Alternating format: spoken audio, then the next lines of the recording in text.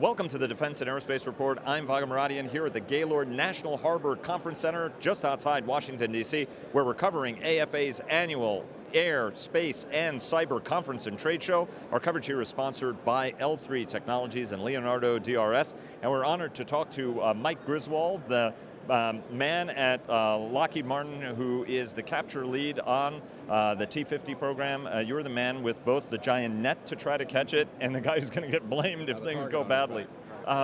Tell us a little bit, each one of the contractors, it's seen as kind of a wide open race. Each of the contractors have their own attributes. Right across the way is the Boeing aircraft.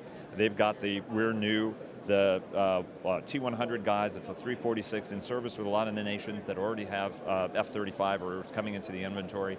From your guys' standpoint, this is an aircraft you're partnered with Korea on, successful in its own right. What do you think your attributes are in this hard-fought competition? You're right, everybody has their own unique value proposition, if you will. What we bring to the table is an aircraft that's ready now and is low risk for the U.S. Air Force. So if we're selected as the TX winner, we're ready to start day one producing aircraft at our U.S. FACO in Greenville, South Carolina.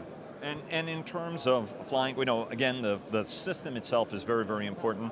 And each one of the guys are also talking about how proud they are, about how ready they are. I think that there may be a little bit more question about Boeing and Saab because they're the newest to the party, and we're actually going through a degree of concurrency in terms of their flight test program and the data they were providing the government. But talk to us a little bit about your overall macro training system and what you guys are bringing to bear.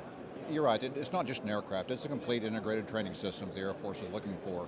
So it's simulators, it's courseware, it's all the glue of software that holds everything together, and it's the ability to link the cockpits on the ground in the simulators to the cockpit in the air in the aircraft. And again, we've demonstrated all that working in Greenville on a daily basis. We can launch 2 aircraft, hook it into the simulator on the ground, and fly simulated and real together at the same time. And I should say that you guys, Greenville is where you're going to be building the jet if you guys you should be lucky to win the program. As the capture lead, and you're monitoring every single one of the tea leaves, I would love after all of this to actually see what your war room looks like as you guys are doing this. How does the budgetary uncertainty, continuing resolutions, how does that affect you guys as you game this out? Because it is a program that is in that stage that has a degree of vulnerability to it. Well, so a CR is the new normal for defense budgets, unfortunately, and we anticipated there would be a delay in getting the budget ready for next year. It doesn't affect us because we are, like I said, ready for day one execution, and so whenever the Air Force decides they can make a source selection and launch the program, we'll be there and we'll be ready to start execution. And when do you see that decision coming down the road at this point? When are you projecting, and what's the Air Force telling you about when the down select's going to happen? Well, for the last year or so, they've been predicting end of 2017 source selection, and I think they could still make that if there's an opportunity with the budget to make that source selection. If there is a delay, I don't see it lasting very long because I don't think the CR itself is going to last that long. It'll be quickly just replaced with a real budget and we can move ahead. And seeing as how you actually have a real uncle who's Clark Griswold, you're looking for Christmas with the Griswolds then? That would be a great Christmas vacation, no doubt about it. From the standpoint of the size of the program, right?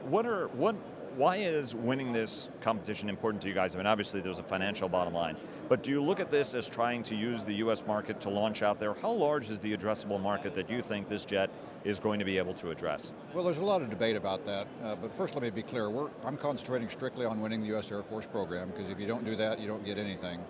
But a lot of countries where I have traveled and visited, there's a demand for trainers out there, a pin-up demand.